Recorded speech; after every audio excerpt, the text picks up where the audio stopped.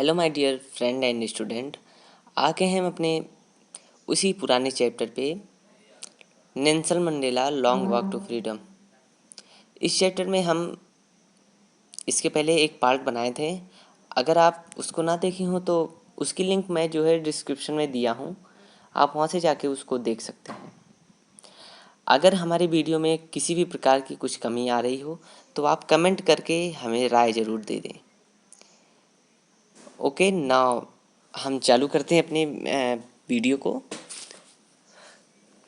तो उद्घाटन वाले दिन मैं इतिहास की भावना से सारोबार हो गया था। 20वीं सदी के पहले की दशक में कड़वे एंग्लो बोर युद्ध के कुछ ही वर्ष बाद और मेरे जन्म से पहले सफ़ेद चमड़ी वाले दक्षिण अफ्रीका के लोगों ने अपने भेदभाव मिटा लिए थे और अपनी खुद की ही धरती के काले लोगों के विरुद्ध जातीय प्रभुत्व वाली एक व्यवस्था को खड़ा कर लिया था। उस ढांचे ने, जो उन्होंने बताया था, संसार के एक सबसे कठोर वाली, सबसे अमानवीय समाज का आधार बनाया था।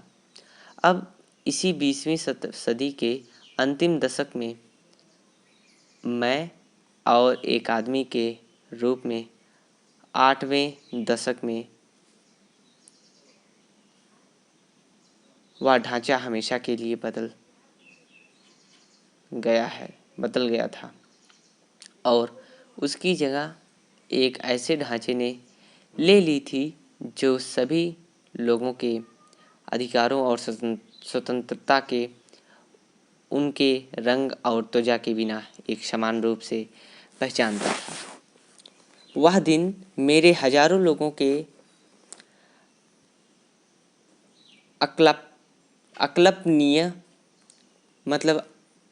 अकल्पनीय बलिदानों के सहारे आया था। वो लोग जिन्हें साहस और तकलीफ़ों का अनुमान नहीं लगाया जा सकता और उनकी कीमत नहीं चुकाई जा सकती। अगर आप हमारे चैनल को अभी तक सब्सक्राइब ना किए हों बच्चों, तो हमारे चैनल को सब्सक्राइब करके नोटिफिकेशन आइकन ज़रूर ऑल पे इनेबल कर दें, क्योंकि हमारी आने वाली सभी वीडियो सबसे पहले आप तक पहुँचे। और हम उम्मीद करते हैं कि आप जो है अच्छे स्कोर करेंगे बोर्ड में, क्योंकि अभी आप देखिए जैसे कि आपका साइंस भी उतने नंबर का है, आपका मैथ भी उतने नंबर का है और आपका इंग्लिश और हिंदी भी उतने ही नंबर का है। तो यदि आप जो है साइंस और मैथ में पढ़ने में उतने ज़्यादा अच्छे नहीं हैं तो कृपया करके आप जो है हिंदी और इंग्लिश में थोड़ी मेहनत करके कुछ आगे बेहतर कर सकते हैं। ऐसे ही मोटिवेशन हमको भी मिला था, तो इसीलिए आपको हम दे रहे हैं, क्योंकि आप भी आगे ये ना सोचिए कि हमारे साथ कोई नहीं है। आपके साथ हम हैं। हम आपको बताएंगे इंग्लिश के सभी चैप्टर्स के हिंदी, और आप हिंदी को जान के एग्ज़ामिनेशन में बेस्ट आंसर लिख सकते हैं यदि आपको इंग्लिश लैंग्वेज में कन्वर्ट करना आता होगा। आगे बढ़ते हैं। उस दिन मुझे एहसास हुआ था कि जैसे मुझे और दिनों को हुआ है, मैं केवल उन अफ्रीकी देशभक्तों का कुल जोड़ हूँ जो मेरे से पहले जा चुके थे। वह लंबी और भव्य पंक्ति खत्म हुई और अब दोबारा मेरे साथ शुरू हुई। मुझे पीड़ा हुई कि मैं उनका धन्यवाद नहीं कर पाया मैंने उन्हें नहीं देख पाए जो उनके बलिदान द्वारा प्राप्त हुआ था। अपार्थाइड की नीति, अफ्रीकन रंग भेद की नीति ने मेरे देश और लोगों को एक गहरा और कभी खत्म ना होने वाला घाव दिया था।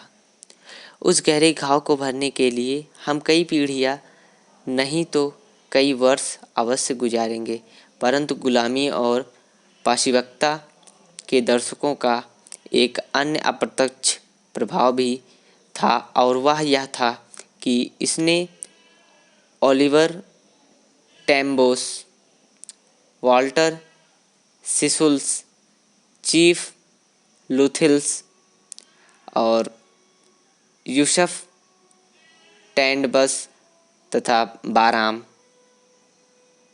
फिशर रॉबर्ट सोबुक्लिफ्स जैसे अजूब साहस, बुद्धि और भलाई से भरे लोगों को पैदा किया जो फिर से कभी पैदा नहीं हो सकते। शायद इस प्रकार के ऊंचे चरित्र पैदा करने के लिए बहुत गहराई वाली गुलामी की ज़रूरत पड़ती है। मेरे देश खनिजों और हरे मोतियों से भरा हुआ है जो इसकी मिट्टी के नीचे दबे पड़े हैं, परंतु मैं हमेशा से जानता हूँ कि इनकी महानतम दौलत तो इसके लोग हैं जो सुंदर और शुद्ध हीरों से भी सच्चे हैं। संघर्ष के दौरान इन्हीं साथियों से ही मैंने साहस का अर्थ सीखा। समय समय पर मैंने पुरुष और औरतों को एक विचार के लिए जोखिम उठाते और जान देते हुए देखा। मैंने पुरुष को हमले और यातनाओं के सामने बिना टूटे हुए डटे देखा, ताकत और हट देखते हुए जिसकी कल्पना भी नहीं की जा सकती। मैंने सीखा कि डर का ना होना ही साहस होता है, परंतु डर पर विजय पाना साहस होता है। वीर पुरुष को नहीं होता जो डरता नहीं। वीर पुरुष वो नहीं होता जो डरता नहीं है, बल्कि वह होता है जो भय को जीत लेता है। ये बहुत अच्छी बात नेल्सन मंडेला ने कही है। ये कहीं ना कहीं हमको और आपको भी मोटिवेट करती हैं ये बातें सभी, और हम चाहेंगे कि इसी पार्ट में हम जो है इस पूरे चैप्टर को ख़त्म कर दें, क्योंकि हमको भी पता है कि अगर ज़्यादा पार्ट बनाने में जो है बच्चों का दिमाग भटक जाता है और फिर वो कहानी को अच्छी तरीके से नहीं समझ पाते।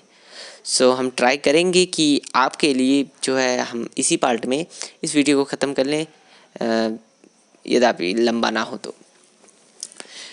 कोई भी जन्म से रंग और त्वचा या उसकी पृष्ठभूमि या उसके धर्म के आधार पर दूसरे व्यक्ति से नफरत नहीं करता। लोग नफरत करने सीखते हैं, और यदि वे नफरत करना सीख सकते हैं तो उनको प्यार करना भी सिखाया जा सकता है, क्योंकि प्यार प्राकृतिक रूप से मानव हृदय तक आता है। जेल के अंदर गंभीरतम समय में भी जब मुझे और मेरे साथियों को दर्द सहने की हद तक यातना दी गई थी, एक गार्ड ने अंदर और मानवता की चमक देखता था, शायद एक सेकंड के लिए ही सही, पर यह मुझसे तसल्ली दिलाने और मुझे जारी रखने के लिए काफ़ी थी। आदमी की अच्छाई उसी ज्योति के सामने है जिसको छिपाया जा सकता है पर बुझाया कभी नहीं जा सकता। जीवन में हर आदमी के पास दोहरी बाध्यताएं होती हैं। उसकी परिवार, उसके माता पिता, उसकी पत्नी और बच्चों की बाध्यता, और उसके लोगों, उसके समुदाय और उसके देश की बाध्यता। एक सभ्य और मानवीय समाज में हर व्यक्ति में अपने खुद के अनुसार इन जिम्मेदारियों को पूरा करने की योग्यता होती है, परंतु दक्षिण अफ्रीका जैसे देश में मेरे जैसे जाति और रंग के आदमी के लिए ये दोनों ही प्रकार की जिम्मेदारियां पूरा करना संभव होता है। दक्षिण अफ्रीका में काले रंग वाले आदमी को जो एक मानव की तरह जीने का प्रयत्न करता था, दंड दिया जाता था और अलग अलग कर दिया जाता था। दक्षिण अफ्रीका में एक आदमी को जो अपने लोगों के प्रति अपने कर्तव्य को पूरा करने की कोशिश करता था, उसके परिवार से निश्चय रूप से अलग कर दिया जाता था और एक अलग जीवन जीने के लिए बाध्य कर दिया जाता था। एक गुप्त और विद्रोह की धुंधला अस्तित्व। शुरू में मैंने अपने लोगों को अपने परिवार से ऊपर अहमियत नहीं दी। परंतु अपने लोगों की सेवा करके किसी कोशिश में मैंने कसर नहीं पाया कि मुझे एक बेटे के रूप में, एक भाई के रूप में, एक पिता के रूप में और एक पति के रूप में जिम्मेदारी निभाने से रोका गया। मैं आज़ाद होने की चाह लिए नहीं जन्मा था, मैं आज़ाद पैदा हुआ, हर तरह से आज़ाद जो मैं जान सकता था। मेरी माँ की कुटिया के पास दौड़ने के लिए आज़ाद, मेरे गांव से होकर गुजरने वाली नदी के पानी में तैरने के लिए आज़ाद, तारों के नीचे मेरा भोजन पकाने वाली धीमे चलने वाली बैलों की चौड़ी पीठ पर सवारी करने के लिए आज़ाद। जब तक मैंने अपने पिता की आज्ञा का पालन किया और अपने कबीले के रिवाजों को माना, मैं आदमी या भगवान के नियमों द्वारा परेशान नहीं था। मैंने तब यह जाना कि मेरे लड़प्पन की आज़ादी एक छलावा थी, जब एक नौजवान के रूप में मैंने पाया कि मेरी आज़ादी मुझसे पहले ही छीनी जा चुकी है, कि मैंने इसके लिए तड़फना शुरू कर दिया। शुरू में एक विद्यार्थी के रूप में मैं केवल अपने एक आज़ादी चाहता था, रात भर बाहर रहने की क्षणिक आज़ादी को चाहूँ वो पढ़ाने और जहाँ चाहूँ वहाँ जाने की आज़ादी। बाद में जॉन्सबर्ग में एक जवान के रूप में मैं अपने अंदर की शक्ति को प्राप्त करने की, खुद से कमाने, शादी करने और एक परिवार रखने की आधारभूत और सम्मानजनक आज़ादी के लिए तड़पता था। वो आज़ादी जो नियम अनुसार जीवन में कभी बाधित ना हो। परंतु तब मैंने धीरे धीरे देखा कि न केवल मैं बल्कि मेरे भाई बहन भी आज़ादी से नहीं थे। मैंने देखा कि केवल मेरी ही आज़ादी पर प्रतिबंध नहीं था, बल्कि मेरे जैसे दिखने वाले हर एक आज़ादी पर प्रतिबंध था। वह समय था जब मैं अफ्रीकन नेशनल कांग्रेस से जुड़ा और उसी समय मेरी खुद की आज़ादी की तरफ में लोगों की आज़ादी की तड़प बन गई। मेरे लोगों की इज्जत से जीने की यही आज़ादी थी जिसने मेरे जीवन को गतिमय बना दिया, जिसने डरे हुए युवा को साहसी में बदल दिया तथा कानून का पालन करने वाले को विद्रोही बना दिया, जिसने एक जीवन को प्यार करने वाली पति को एक बेघर आदमी में बदल दिया, जिसने जीवन को प्यार करने वाली एक सन्यासी में बदल दिया। मैं अलगे आदमी से अधिक गुणी और आत्म बलिदानी आदमी नहीं हूँ, पर मैंने पाया कि जब मुझे पता चला कि मेरे लोग आज़ाद नहीं हैं, तो मेरे को मिली थोड़ी सी आज़ादी भी मुझे आनंद नहीं दे रही थी।